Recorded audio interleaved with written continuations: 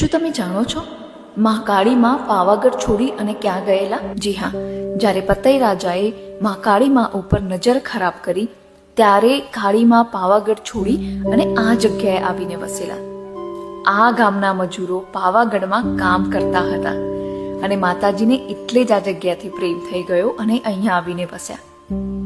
અહીંયા માતાજીની જે મેઇન મૂર્તિ આપણને બધાને બતાવવામાં આવે છે એની પાછળ માતાજીની સ્વયંભૂ મૂર્તિ છે અને એ એટલી અદ્ભુત મૂર્તિ છે કે હું એનું વર્ણન ના કરી શકું, કેમ કે મેં એ જોયેલી છે અને જે એકવાર જોશે એ માતાજીનું ભક્ત તો જરૂર બની જશે. અહીંયા અઘોરીઓએ માતાજીની સેવા કરેલી છે. એવું કહેવાય છે કે અહીંયાથી 7 અલગ અલગ રસ્તા નીકળે છે. એક રસ્તો ભવનાથ, એક રસ્તો પાવાગઢ, એક રસ્તો બીજી જગ્યાએ, આવી 7 અલગ અલગ જગ્યાએ નીકળે છે રસ્તા.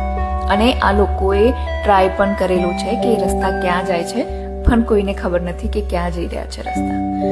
આ જગ્યા માતાજી માટે અને આધ્યાત્મ માટે તો છે જ, પણ જોડે જોડે એટલી સુંદર અને અદ્ભુત જગ્યા છે કે એકવાર તમે અહીંયા આવશો તો તમે અહીંયા વારંવાર આવશો, તમને અહીંયાથી પાછા જવાનું જ મન નહીં થાય.